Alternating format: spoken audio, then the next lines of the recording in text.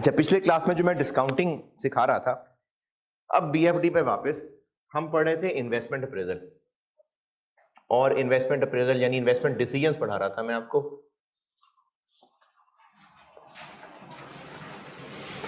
और उसमें जो एडवांस्ड टेक्निक्स थी, एक लिखी थी मैंने नेट प्रेजेंट वैल्यू और एक लिखी थी इंटरनल रेट ऑफ रिटर्न। तो इनमें से पहले नेट प्रेजेंट वैल्यू बताता हूं।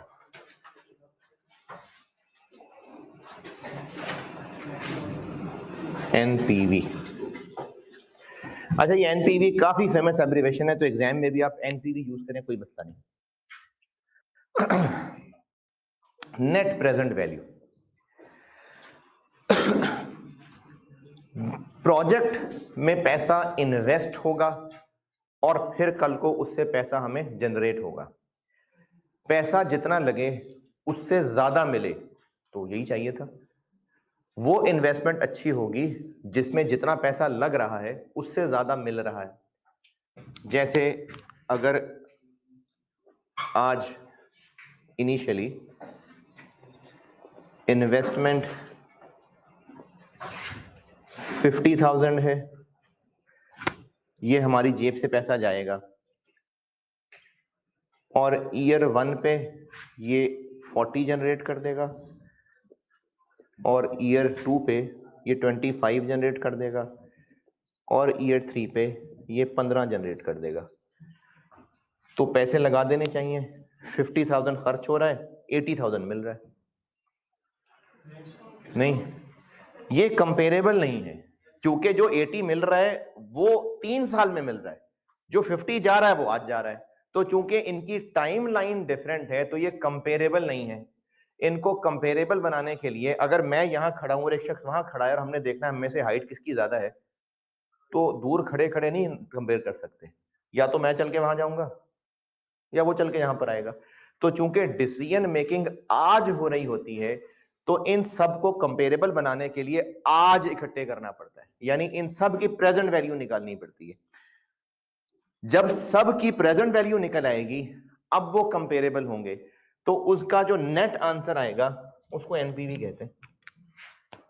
एनपीवी होती है net total present value of all relevant, क्योंकि डिसीजन मेकिंग पढ़ रहे हैं हम, relevant cash flows of the project.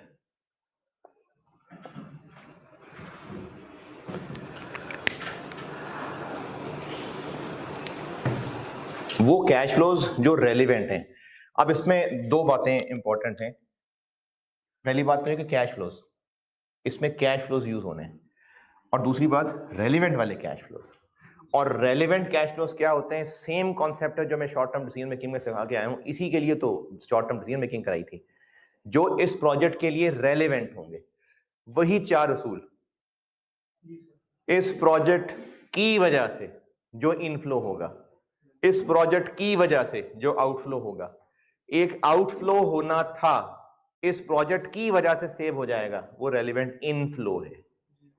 एक इनफ्लो होना था, इस प्रोजेक्ट की वजह से जाया हो जाएगा, वो एक रेलिवेंट कैश आउटफ्लो लिया जाएगा। तो रेलिवेंट की पहचान वही 4 असूल है।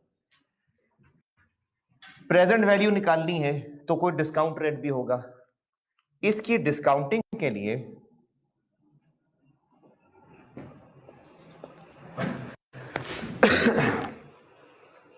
जो रेट इस्तेमाल किया जाएगा उस पे कुछ आगे चल के बात आएगी। शायद आज ही टाइम मिल जाए, नहीं तो अगली क्लास में, कोशिश आज की करूंगा। वो जो भी होगा, उसका जो भी नाम होगा, बाद में बात आएगी इस पे। पहचान उसकी जो होगी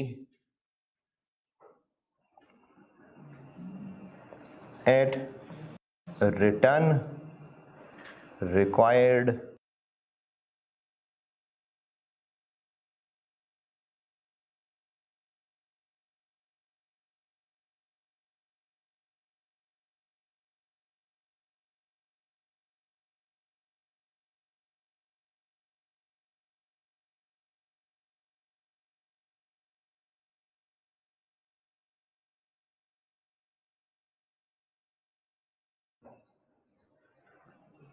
फ्रॉम द प्रोजेक्ट।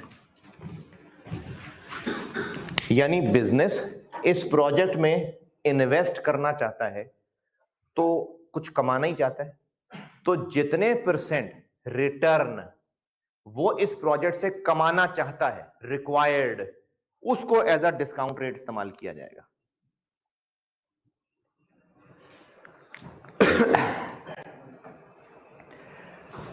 जितना रिटर्न मिलना एक्सपेक्टेड है नहीं, रिक्वायर्ड। इस प्रोजेक्ट में बिजनेस पैसा लगा रहा है, बिजनेस इस प्रोजेक्ट से कितना रिटर्न कमाना चाहता है रिक्वायर्ड, उसको as a discount rate use किया जाएगा। क्यों? इस क्यों की वजह बाद में।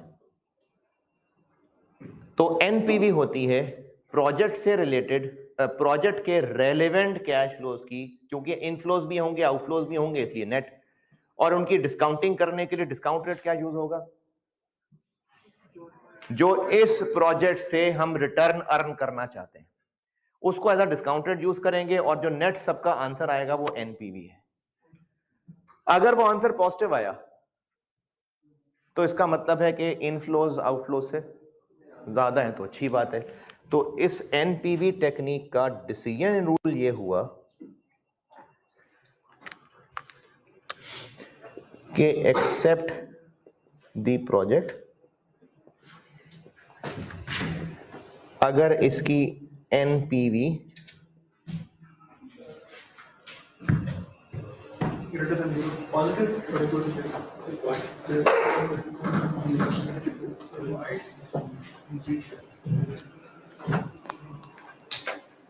इक्वल नहीं,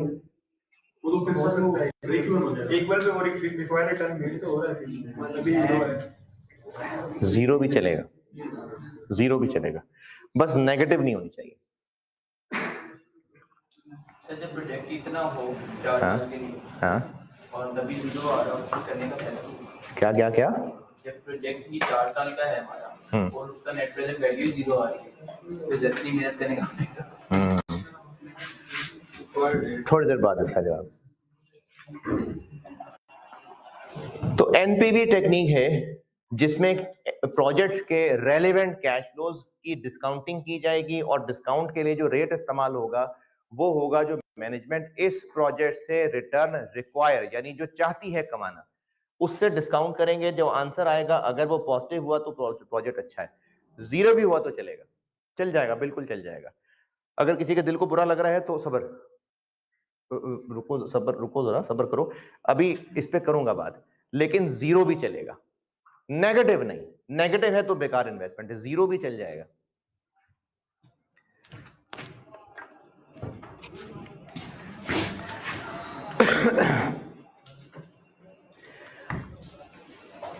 अच्छा, इसकी मैं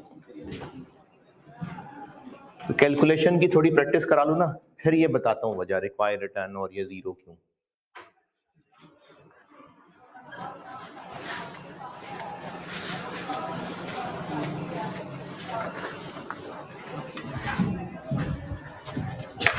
सवाल लिखें।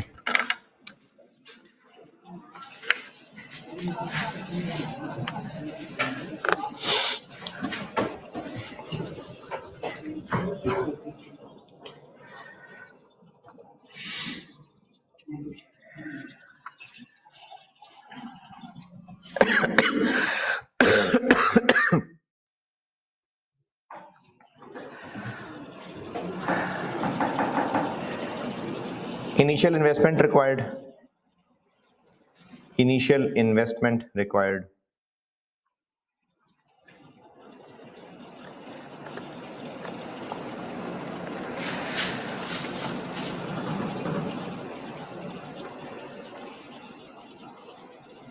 $40,000. 40. प्रोजेक्ट की लाइफ, प्रोजेक्ट की life 3 years.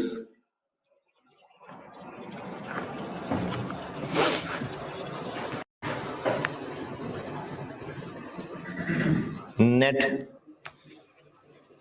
cash flows, net cash flows at end of every year, net cash flows at end of every year, नहीं at end of year.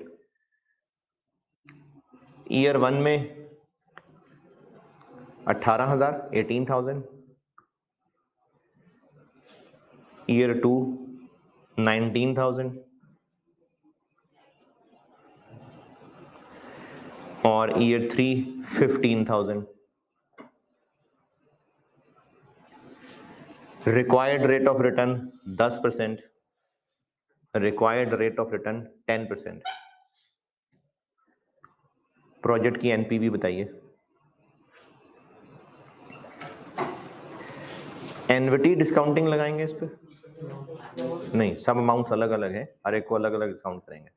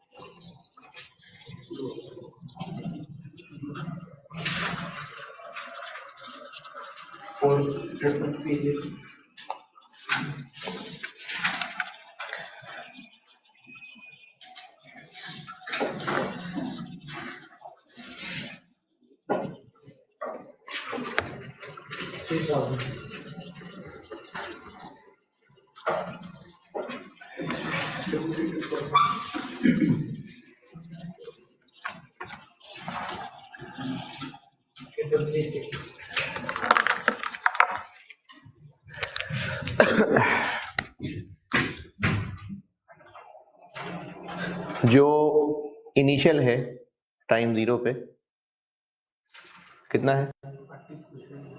कुछ भी नहीं है, 40. आउटफ्लो T1 पे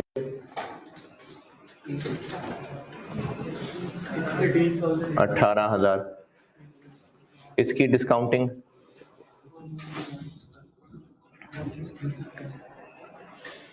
है 16,364.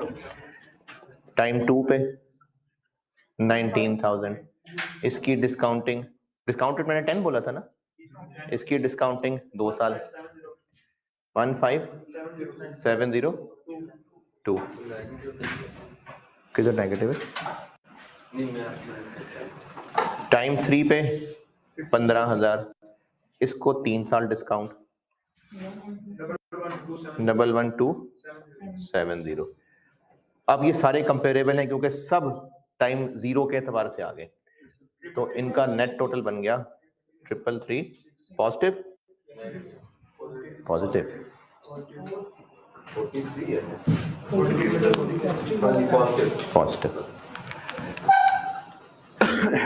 तो ये एनपीवी आ गई और पॉजिटिव है इसलिए एक्सेप्ट. और लिखें सवाल.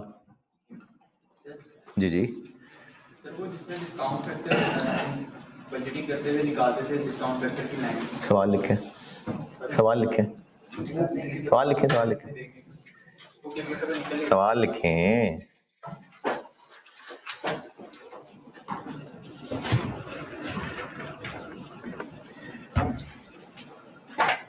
प्रोजेक्ट की लाइफ 4 साल.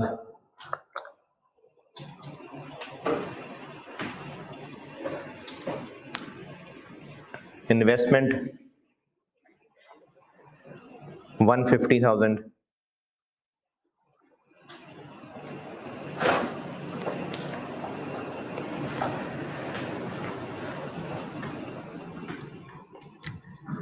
Residual value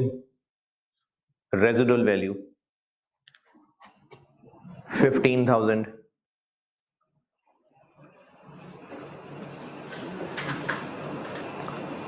operating cash flows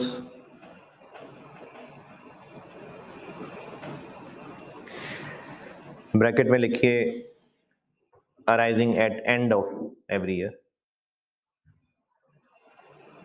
operating cash flows बता रहा हूं ब्रैकेट में arising at end of every year. अब ऑपरेटिंग कैश फ्लोज बताऊंगा ईयर 1 2 3 4 के। सेल्स बता रहा हूं पहले, जो प्रोडक्ट बना के बेचेंगे सेल्स। 1 में 120,000, 150,000, जी 1 के बाद 2 ही आएगा, 175,000 और 180,000। रिपीट कर रहा हूं 120,000, 150,000, 175,000 और 180,000।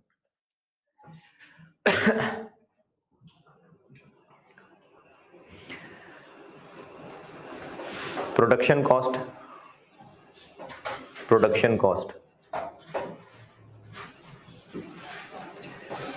1 में 40,000, 45,000, 50,000 और 60,000।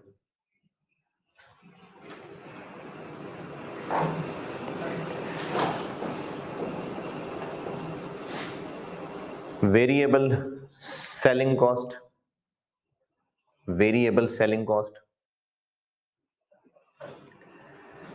9,000, 10,000, 11,000 और चौथा क्या लिखें 12,000 है जी। 9 10 11 12। उसके बाद लिखिए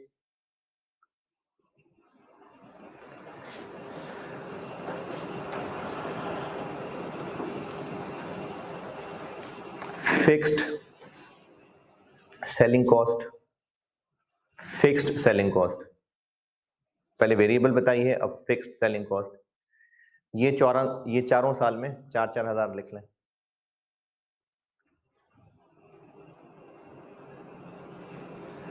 और नेक्स्ट लिखें allocated fixed general overheads. Allocated fixed general overheads, ये चारों साल में 7-7 हजार लिख लें।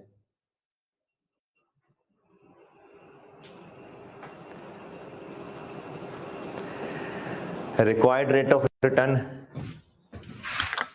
12% है और मुझसे रिक्वायर्ड है प्रोजेक्ट की एनपीवी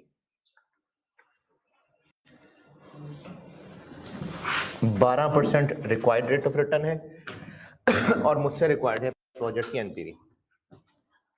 अच्छा, ये जिस तरह मैंने ये वाला सवाल सॉल्व किया था ना कि हर कैश फ्लो की प्रेजेंट वैल्यू निकाली और उसका टोटल कर लिया, ये भी एक प्रेजेंटेशन है। कुछ सवालों में हम यही लगा रहे होंगे, वरना जनरली इसको जिस तरह से प्रेजेंट किया जाता है वो इस तरह से नहीं था, और आप भी यही फॉलो किया कीजिएगा। जनरली ये प्रेजेंटेशन है कि अंग्रेजी और टाइमलाइन 0 1 2 3 4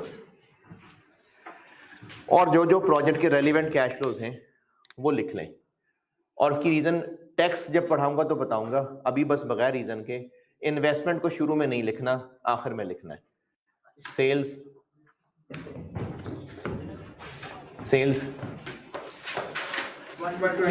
120 150 175 180। प्रोडक्शन की कॉस्ट 40,000 आउटफ्लो, 45,000 50 और 60। वेरिएबल सेलिंग के खर्चे 9, 10, 11, 12 और अच्छा, ये वैसे तो ज़बानी याद ही रह जाएगी आपको बात, फिर भी अगर लिखना चाहें तो अच्छा है लिख लें। जब किसी प्रोजेक्ट से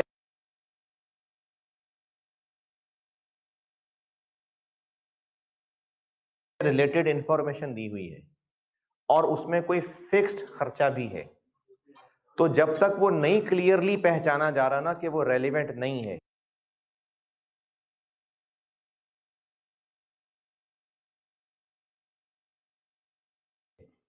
तो बाय डिफॉल्ट वो रेलिवेंट ही है।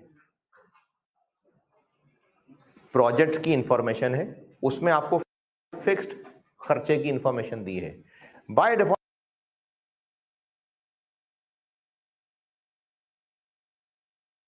रेलिवेंट ही है, क्योंकि प्रोजेक्ट से रिलेटेड है। तो प्रोजेक्ट शुरू होगा, इन्वेस्टमेंट करेंगे तो ही तो बंदे रख के उनको तनख्वाह दिया करेंगे, तो इसलिए बाय डिफॉल्ट ये एक रेलिवेंट खर्चा होगा। तो जो फिक्स्ड सेलिंग कॉस्ट है ये बिल्कुल रेलिवेंट है।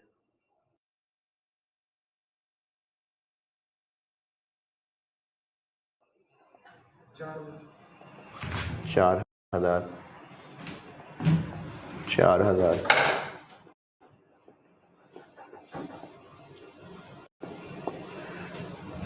नेक्स्ट क्या है? एलोकेटेड खर्चा कभी भी फिक्स्ड रेलिवेंट नहीं होता, क्योंकि वो खर्चा होता है जो नैनी केस हो ही रहा होता है, होना होता है, बस वैसे ही इसको चार्ज करना होता है। तो एलोकेटेड वाली लाइन इसमें रेलिवेंट नहीं है।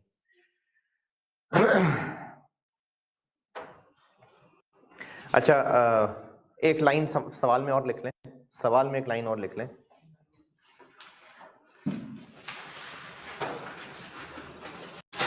$30,000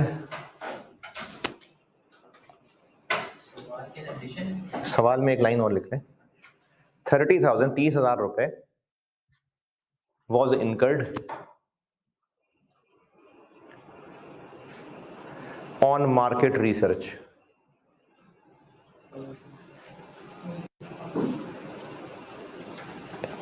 अब ये डेटा जब इकट्ठा किया होगा कि इतनी सेल्स होंगी, तो मार्केट सर्वे किया होगा तो पता लगाएंगे ना इतनी सेल कर लेंगे, तो वो 30,000 रेलेवेंट क्यों? वो तो चले नाम हो गया ना संक कॉस्ट, वैसे वो पास्ट है, वो हो चुका। अब यहां से ऑनवर्ड हम प्रोजेक्ट लगाएं ना लगाएं, वो हो चुका है खर्चा, तो पास्ट कभी भी रेलिवेंट नहीं होता। अब ये सारे कैश फ्लोज लिखने के बाद एसेट वाली लाइन लिखिएगा, इसकी वजह टैक्स पढ़ाने के बाद बताऊंगा। प्लांट खरीदेंगे तो अभी ही कितने पैसे जाएंगे? 150 और 4 साल बाद प्लांट बेच के 15,000 इनफ्लो हो जाएगा।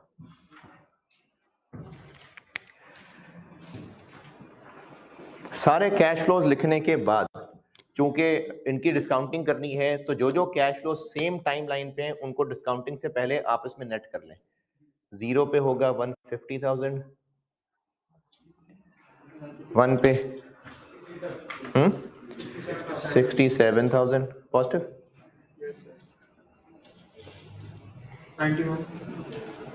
91 1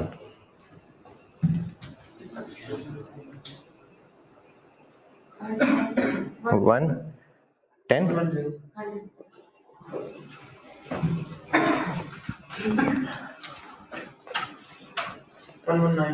119।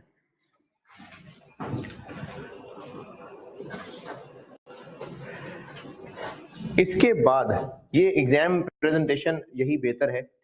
सारे कैश फ्लोज नेट करने के बाद इनके नीचे हर एक के नीचे उसका रिस्पेक्टिव डिस्काउंट फैक्टर लिखा जाएगा। मैंने रिकॉर्ड रेट ऑफ रिटर्न क्या बताया? 12%। और डिस्काउंट फैक्टर ये होता है, ये होता है,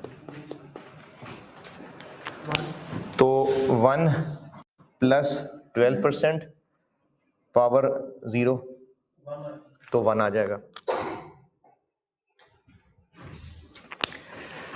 1 प्लस 12% पावर माइनस 1 0.893। 3 डेसिमल बहुत होते हैं। 1 ये तो मतलब ये है ना 1 plus 12% power minus 2 0.797। 1 plus 12% power minus 3 0.712। 1 plus 12% power minus 4 0.636।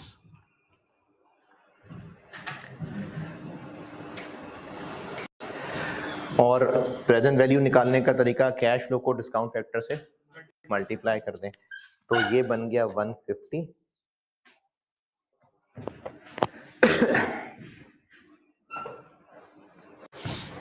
59831 72527 78320 75684। अब ये सब प्रेजेंट वैल्यूज हैं, अब इन सब का सम कर दें तो वो आंसर एनपीवी होगा।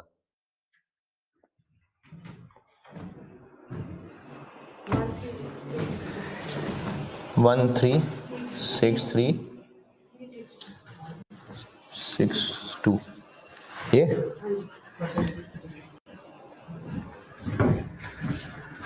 ये एनपीवी का एक रीजनेबल एग्जाम फॉर्मेट है कि जो प्रोजेक्ट के रेलिवेंट कैश फ्लोज हैं टाइम लाइन पे वो सारे ड्रॉ कर लें, उन सब का नेट टोटल कर लें, हर टाइम लाइन का जो रिक्वायर्ड रेट ऑफ रिटर्न है उसके डिस्काउंट फैक्टर्स लिख दें और फिर मल्टीप्लाई करते जाएं, जो आंसर आएगा उनका सम कर लें तो एनपीवी।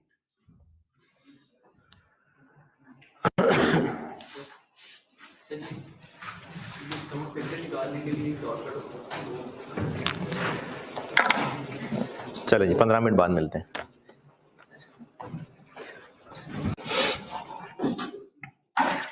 सवाल लिखे। सभी जो एलोकेटेड ट्रिप्स हो रहे हैं जब हम अप्रेजल कर रहे हैं उस वक्त तो ये रिलेवेंट हो जाए, जब हम सेगमेंट का ग्रुप वगैरह बनाते हैं वो भी करना अब तो ये नहीं रिपोर्टिंग करने के लिए नहीं, अकाउंटिंग में तो रेलेवेंट और इररेलेवेंट का मसला ही नहीं है ना। जो भी चीज इस सेगमेंट को चार्ज होगी वो उसको डेबिट होगी, उसका हिस्सा है। अकाउंटिंग का तो ये रेलेवेंट का मसला नहीं होता ना, ये तो फाइनेंस डिसीजन मेकिंग की बात है। अकाउंटिंग का तो इससे मसला नहीं है कि रेलेवेंट है कि नहीं है। नहीं मेरे पास अकाउंटिंग करने के लिए तो रेलेवेंट का वर्ड ही नहीं है ना। रिलेटेड है तो उसको चार्ज होगी, अब जो हो रहा है उसकी अकाउंटिंग होती है बस। सवाल लिखिए। और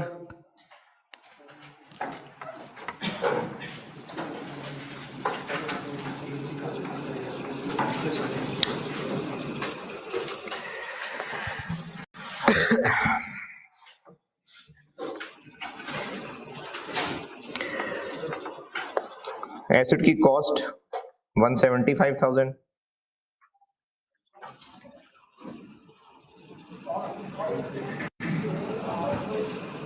क्या क्या समझ नहीं आ रही?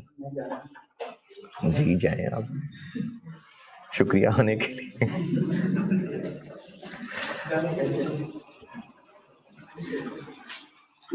प्लांट की कॉस्ट 175,000, 175,000। लाइफ 5 साल,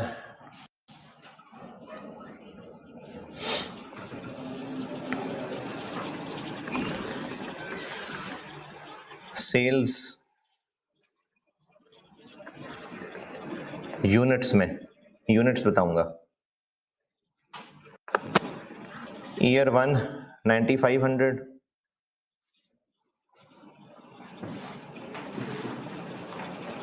ईयर 2 11,500,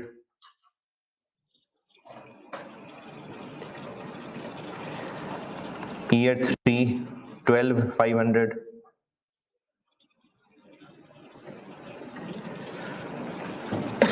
ईयर 4 9250, 9250 और year 5 10,000।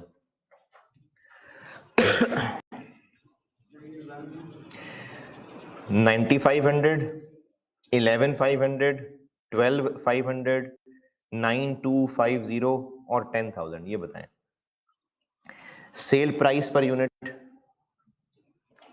Sale price per unit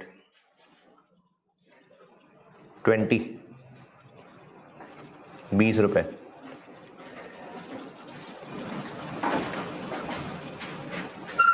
variable cost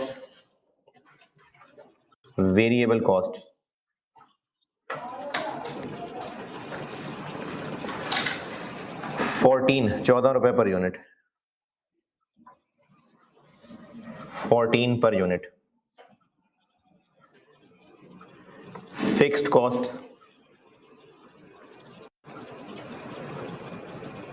12,000 per year.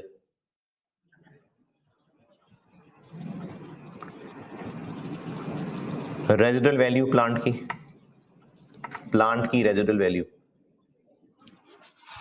30,000, 30,000।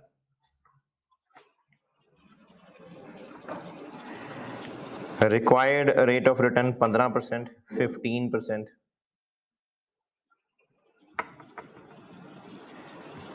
NPV बताइए।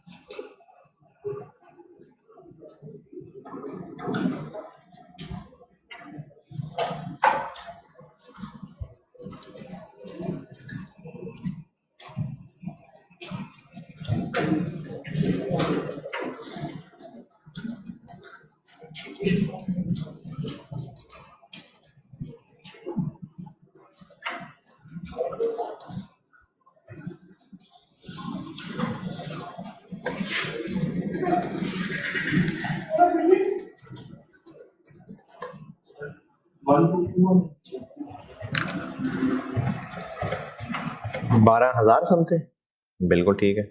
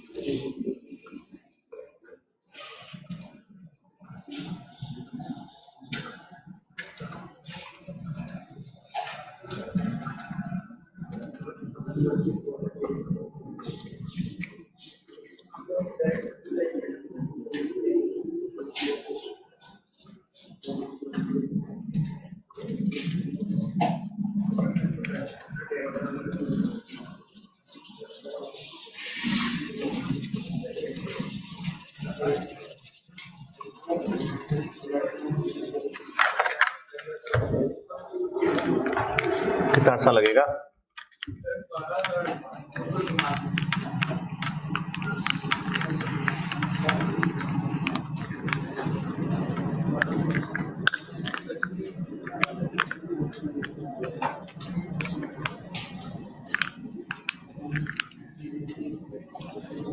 हाँ जी, बिल्कुल ठीक है। फिगर्स बता देता हूँ बोर्ड पे, क्या सॉल्व करूँ, फिगर्स बता देता हूँ। सेल प्राइस से मल्टीप्लाई कर देंगे तो सेल्स बन जाएंगी 190,000, 230,000, 250,000, 185,000 और 200,000। वेरिएबल कॉस्ट बन जाएंगी 133,000, 161,000, 175,000, 130,000 और 140,000। इस पे कोई इख्तलाफ?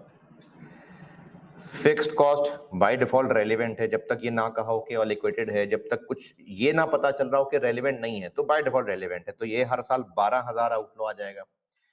प्लांट की लाइन 0 में 175,000 और 5 पे 30,000, तो 15% पे एनपीवी निकालेंगे तो वो 12,300 समथिंग आ जाएगी।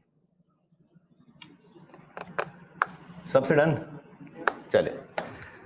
अच्छा, ये जो डिस्काउंट फैक्टर लिखा है ना, ये अच्छी प्रेजेंटेशन है ये, वरना अगर कोई ये सोचे कि ये 2 लाइनें हम लिखें ही ना, सिर्फ वो नाइट कैश फ्लोस की लाइन लिखें और कैलकुलेटर के ऊपर ही सारा इसकी डिस्काउंटिंग करके सीधी यही फिगर निकाल दें, तो मेरे ख्याल में इसके नंबर कटने तो नहीं चाहिए, लेकिन प्रेजेंटेशन में ये इस तरह से रिपोर्ट हो रहा होता है तो बेहतर है कि आप ऐसे कर लें कि फैक्टर लिखें, मल्टीप्लाई करके आंसर निकालें और फिर उनको सम करें, तो बेहतर है कि आप ऐसे करें। अब आगे ऐसे सवाल भी आएंगे जिनमें डिस्काउंट, ये जो रिक्वायर्ड रेट ऑफ रिटर्न था ये 13.73% होगा, तो अब इतने सारी डेसिमल के साथ ये डिस्काउंट फैक्टर कैलकुलेट करना, और ये भी आईकैप में एक नॉर्म है कि अगर 13.73% है तो 13.73% यूज होता है, उसको 14 नहीं करते, 2 डेसिमल तक रखते हैं। तो डिस्काउंट फैक्टर का एक शॉर्टकट बता रहा हूं। वैसे डिस्काउंट फैक्टर ये जो मैंने सामने किया है ये मैंने ऐसे निकाला था, इसका एक शॉर्टकट बताता हूं, बस अगर उसको आप हौसले के साथ सब्र के साथ यूज कर लें तो इस फॉर्मूले की जरूरत नहीं पड़ेगी। बताता हूं, साथ साथ चलिएगा। कैलकुलेटर पकड़ें।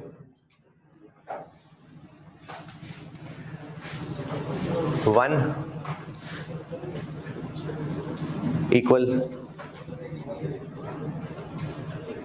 डिवाइडेड बाय, इसमें डिस्काउंट रेट क्या था?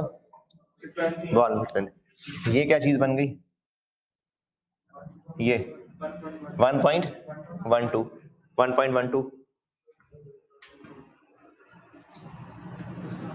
बस अब आस्ता आस्ता आंसर दबाते जाएं, दबाते जाएं, दबाते जाएं, इक्वल दबाते जाएं।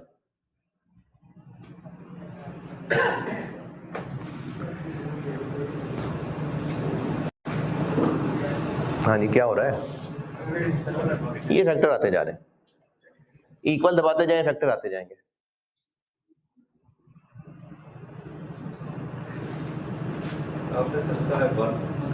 One equal divided by, discounted 12% है तो 1.12। बस अब इक्वल दबाते जाएं। ये पहला आ गया, फिर इक्वल दबाएं, दूसरा आ जाएगा, फिर इक्वल दबाएं, तीसरा आ जाएगा, बस वो सारे आते जाएंगे।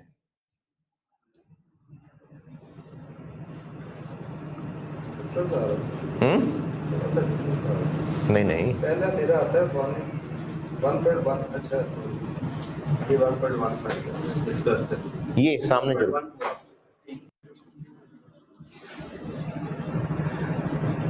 हाँ जी ठीक है, समझ आ गया शॉर्टकट। बस अब ये लगा लिया कीजिएगा तो डिस्काउंट फैक्टर आ जाएगा।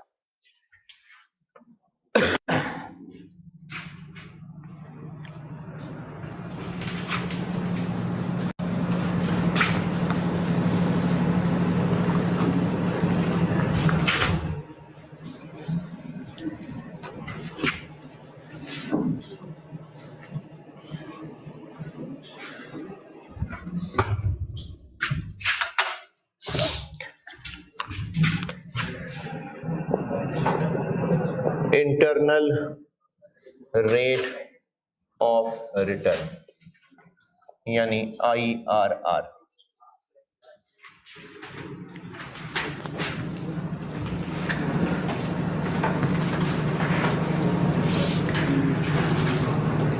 एनपीवी टेक्निक यही है बस, बाकी सवाल अभी इस पे जितना भी मैंने टाइम और लगाना है वो प्रैक्टिस एनपीवी की होती रहेगी, exam practice. As a technique NPV यही है। IRR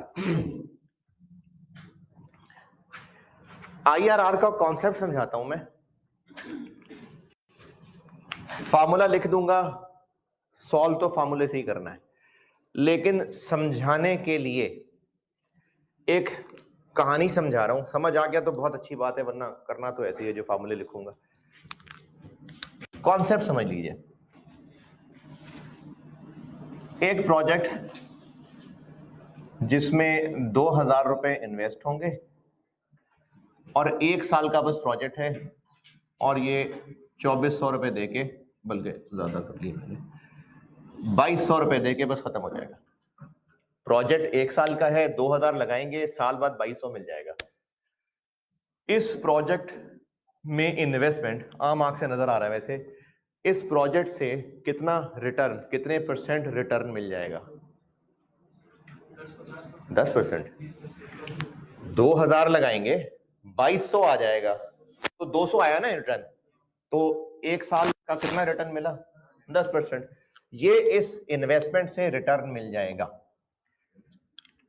अगर ये इन्वेस्टमेंट की जिससे हमें साल बाद इतना मिलेगा, तो ये इस इन्वेस्टमेंट का एक्सपेक्टेड रिटर्न है। एक्सपेक्टेड का वर्ड क्यों बोल रहा हूं? क्योंकि कंफर्म थोड़ी है, तो एक्सपेक्टेशन है हमारी। तो इस प्रोजेक्ट से कितना रिटर्न मिलता नजर आ रहा है? 10%। ये आम आंख से पता चल रहा है 10%। 10%। एनपीवी टेक्निक लगाते हैं। अगर इस प्रोजेक्ट की, ये जो सामने लिखा हुआ है, एनपीवी निकाली जाए तो एनपीवी टेक्निक क्या है, क्या करना है उसमें? प्रोजेक्ट के कैश फ्लोस को डिस्काउंट करना है। किस रेट पे? रिक्वायर्ड रेट ऑफ रिटर्न, कि हमें इससे कितना रिटर्न रिक्वायर है। अगर इस प्रोजेक्ट से मैनेजमेंट को 8% रिटर्न रिक्वायर्ड हो तो इसकी एनपीवी करिए कैलकुलेट। अगर रिक्वायर्ड रेट ऑफ रिटर्न 8% हो तो इस प्रोजेक्ट की एनपीवी क्या होगी?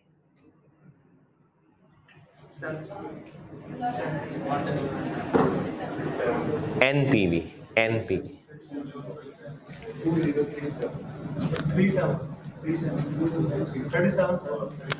37 पॉजिटिव नेगेटिव? Positive, positive. अगर मैनेजमेंट का इस प्रोजेक्ट से रिक्वायर्ड रेट ऑफ रिटर्न 8% है तो एनपीवी टेक्निक का आंसर क्या आ रहा है? 37 पॉजिटिव। एक और सिनेरियो, अगर मैनेजमेंट का रिक्वायर्ड रेट ऑफ रिटर्न 14% हुआ, अगर इसी प्रोजेक्ट से मैनेजमेंट का रिक्वायर्ड रेट ऑफ रिटर्न 14% होता तो एनपीवी की फिगर क्या आती? -7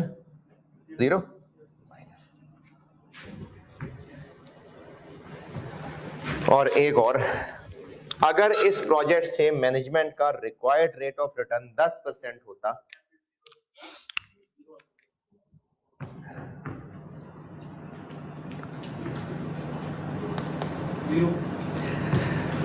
तो इसकी एनपीवी 0 आ जाएगी। पहले तो ये कैलकुलेशंस पे तसल्ली कर लें कि ये कैलकुलेशंस कैसे आई, फिर बताता हूं मैं इससे बताना क्या चाह रहा हूं। उसको भी रहने देते हैं। ये प्रोजेक्ट है, 1 साल का प्रोजेक्ट है, 2000 रुपए लगाएंगे, साल बाद 2200 मिलेगा और प्रोजेक्ट खत्म। इस प्रोजेक्ट की अप्रेजल अगर एनपीवी टेक्निक से की जाए तो क्या तरीका होगा? रिक्वायर्ड रेट ऑफ रिटर्न से डिस्काउंट करना पड़ेगा। तो मैंने 3 सिनेरियो सामने लिखे हैं। अगर मैनेजमेंट का इस प्रोजेक्ट से रिक्वायर्ड रेट ऑफ रिटर्न 8% हो तो एनपीवी आ रही है। अगर रिक्वायर्ड रेट ऑफ रिटर्न 14% हो तो -70 आ रही है। अगर रिक्वायर्ड रेट ऑफ रिटर्न 10% हो तो ये आ रही है। ये 3 अलग अलग सिनेरियो हैं। यानी मैं ये नहीं कह रहा कि मैनेजमेंट ऐसा करे कि रिक्वायर्ड रिटर्न बढ़ा ले, कम कर ले। मैंने बस 3 डिफरेंट सिनेरियोज लिखे हैं।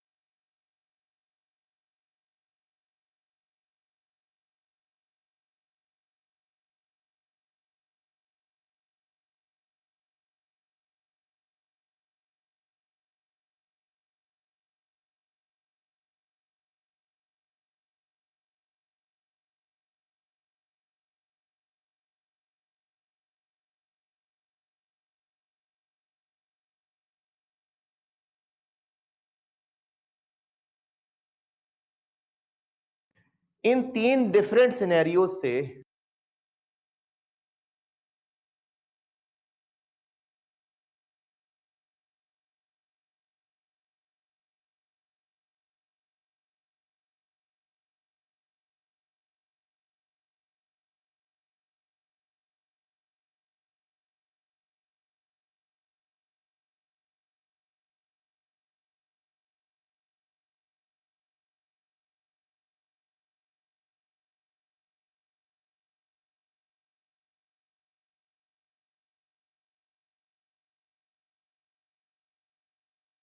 जो रिजल्ट निकला है उसको एनालाइज करके देता हूं।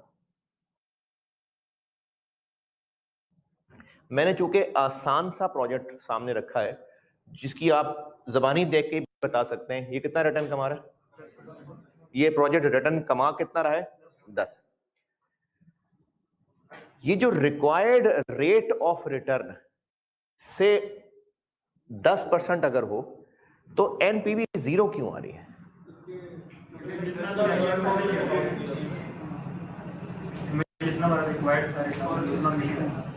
क्योंकि ये जो सामने कैश फ्लो है ये 10% ही कमा के दे रहा है ना। ये 2200 10% ही ग्रो किया है, और जब उसको 10% से डिस्काउंट कर लेंगे तो देखें 2000 को 10% से ग्रो करें 2200, और 2200 को 10% डिस्काउंट कर लें 2000।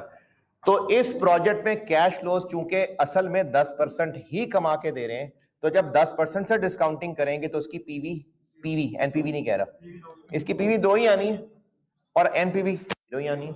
इसकी एक और मिसाल बताता हूं। अगर ये स्टार्टिंग पॉइंट है, ये ग्राउंड है, अगर 10 सीढ़ियां ऊपर जाए कोई चीज, 10 सीढ़ियां, और उसको 10 सीढ़ियां नीचे खींचना है तो उधर ही आ जाएगा। अगर एक चीज 10 सीढ़ियां ऊपर गई है और उसको 10 सीढ़ियां नीचे खींचना है, क्या हो गया?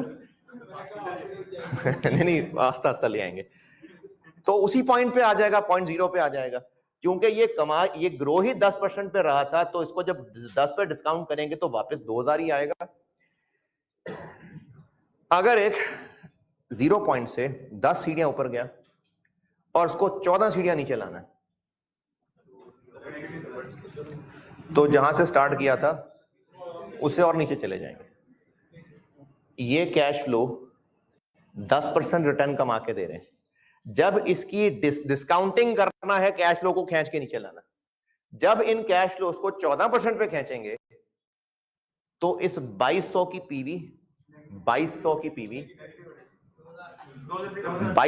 पीवी 2000 से कम चली जाएगी, इसलिए एनपीवी नेगेटिव आ रही। इस पॉइंट से स्टार्ट किया, 10 सीढ़ियां ऊपर गए, 8 सीढ़ियां नीचे खींचा, तो जहां थे उससे ऊपर ही आएगा। तो 2200 को जब 8% पर डिस्काउंट करेंगे तो उसकी पीवी 2000 से, इसलिए एनपीवी पॉजिटिव आ रही है।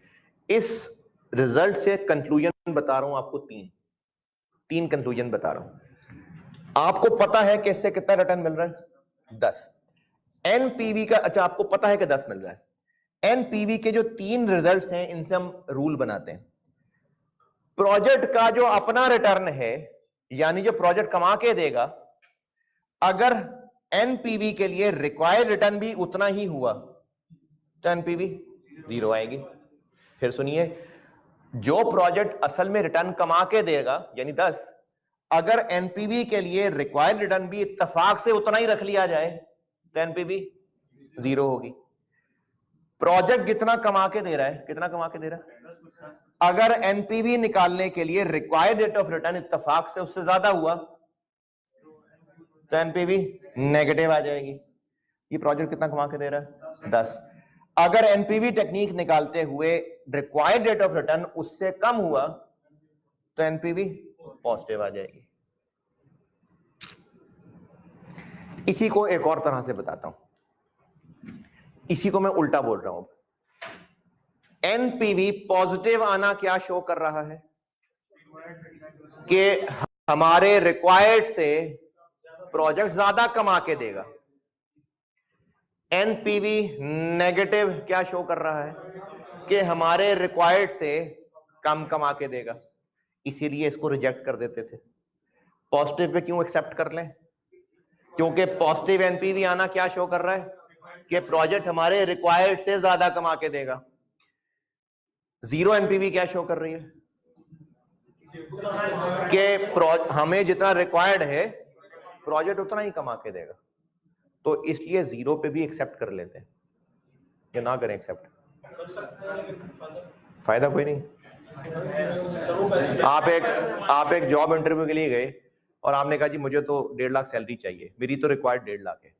उन्होंने कहा ठीक है 1.5 लाख, आपको मैं तो नहीं करता,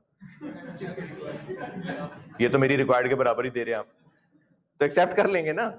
तो हमारा रिक्वायर्ड है कि 10% कमाना है, तो अगर 10% कमा के दे रहा है तो अल्लाह का शुक्र है। तो एनपीवी पॉजिटिव हो तो भी अच्छा प्रोजेक्ट है, 0 हो तो भी ठीक है। क्यों ठीक है?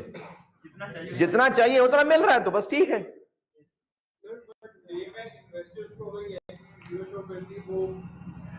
असल में बिल्कुल ही अगर लेमैन इन्वेस्टर हो ना तो उसको एनपीवी समझ भी नहीं आती। बिल्कुल लेमैन जो होता है ना वो कहता है मेरा पैसा कदों वापस आ जाएगा, तो उसको पे बैक ही बताते हैं। तो ये तो थोड़ा बहुत जो समझता है उन्हीं के लिए एनपीवी है। ये तीन जो मैंने कंक्लूजन बताए हैं ये बात समझ आती है कि एनपीवी पॉजिटिव रिजल्ट अगर आए तो उसका क्या मतलब है कि जितना हमें चाहिए प्रोजेक्ट उससे ज्यादा कमा के देता है, अच्छी बात है। नेगेटिव एनपीवी क्या शो करती है कि जितना हमें चाहिए प्रोजेक्ट उससे कम कमा के देता है। जीरो एनपीवी क्या शो करती है, जितना हमें चाहिए प्रोजेक्ट उतना ही कमा के देता है।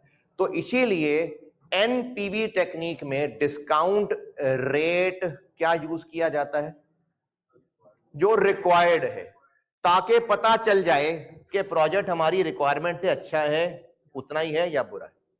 इसलिए रिक्वायर्ड रेट ऑफ रिटर्न को as a discount rate use किया जाता है। NPV technique okay. अब इस प्रोजेक्ट ये जो काली कैलकुलेशन है अगर रिक्वायर्ड रेट ऑफ रिटर्न 8% है तो पॉजिटिव एनपीवी क्या शो कर रही है कि प्रोजेक्ट 8 से।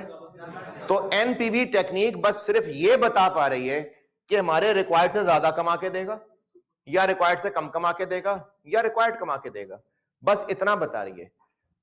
कितना कमा के देगा वो आईआरआर है। आईआरआर होता है कि प्रोजेक्ट कितना कमा के देगा। आईआरआर होता है प्रोजेक्ट का एक्सपेक्टेड रेट ऑफ रिटर्न।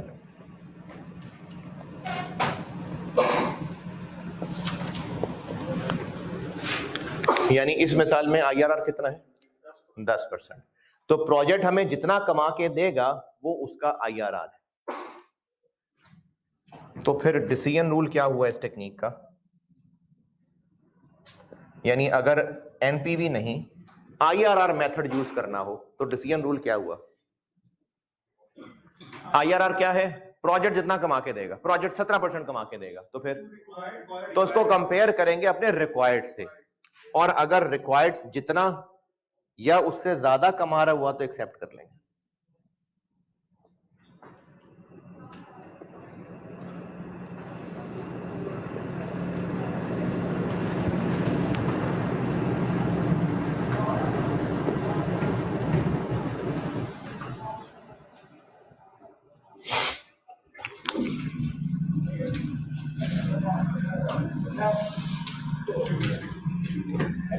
अब अगला मसला के आईआरआर कैलकुलेट कैसे करें।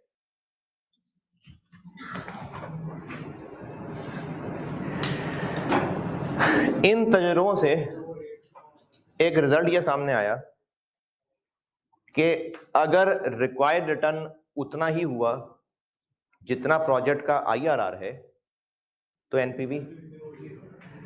इस असूल से वर्क बैक करके आईआरआर निकाला जाता है। इस तजुर्बे से पता चला कि अगर रिक्वायर्ड रेट उतना ही हो जितना प्रोजेक्ट का आईआरआर है तो एनपीवी क्या आएगी 0। तो अब जब आप एक्सेल के ऊपर फार्मूला लिखेंगे ना इक्वल टू आईआरआर और उसको कैश फ्लो की रेंज देंगे तो वो कंप्यूटर क्या करेगा, वो तुक्के लगा के देखेगा।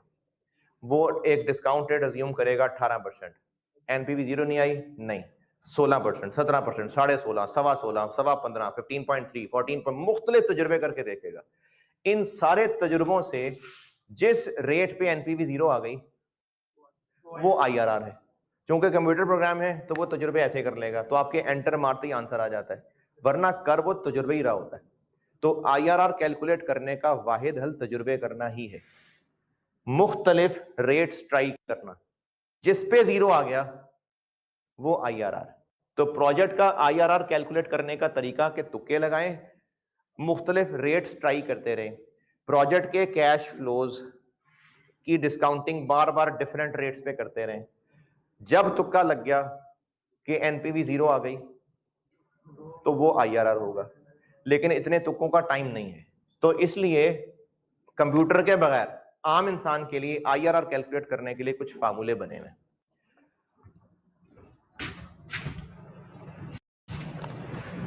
3 सिनेरियो से बताता हूं फार्मूले।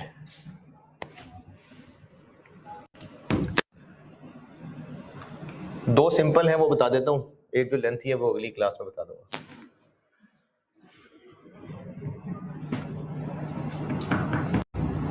ये जो सारी बातें की हैं इनके बारे में अगर कोई कंक्लूजन अपने लिए लिखना चाहें तो लिख लें।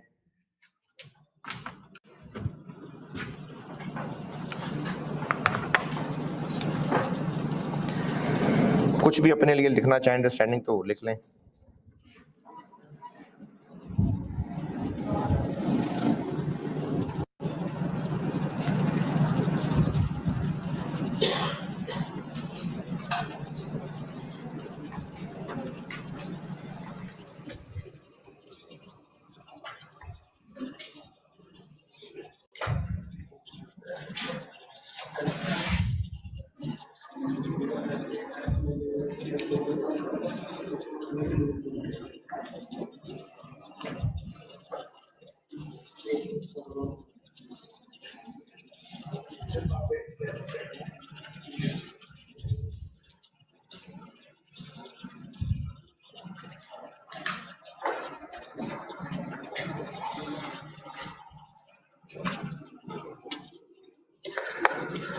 चलें, कुछ नहीं लिखना।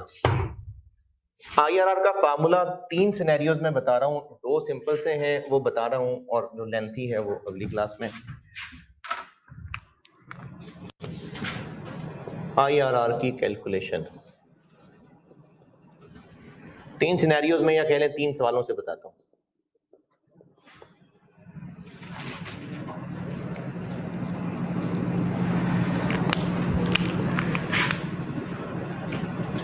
इन्वेस्टमेंट है 540,000 और project will generate net 54,000 at end of every year for indefinite period। बस कमाता ही जाएगा।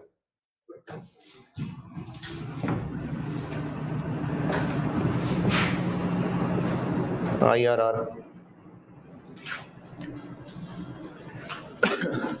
अच्छा, IRR ऐसा डिस्काउंट रेट होगा जिसपे NPV, ये हमने इन तजुर्बों से सीखा है, इसी असूल पे IRR के फार्मूले बनाए हुए हैं। यानी इस प्रोजेक्ट का IRR वो डिस्काउंट रेट होगा जिसपे इस 54,000 की पीवी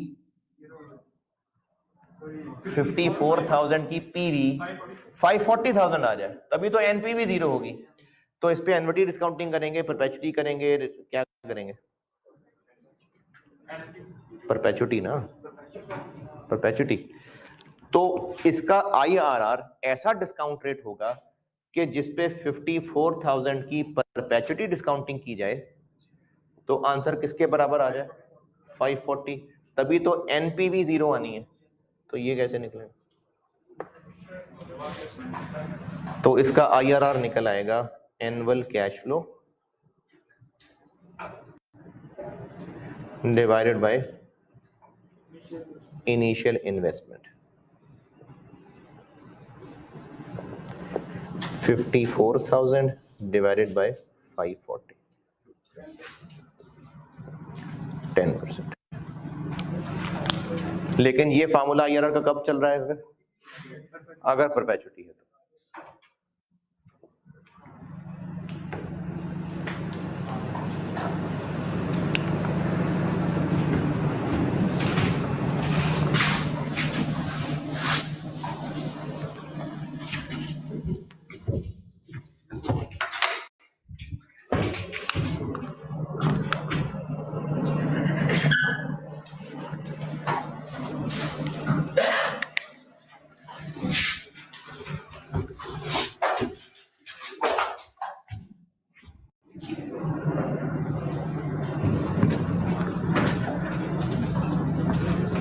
बल्कि बस क्योंकि इससे मैंने एक चीज टेबल यूज करवाना है तो वो तो आपको भी किताबें नहीं मिली, ये अगली क्लास में। अगर तो अगली क्लास तक बुक्स आ गई हुई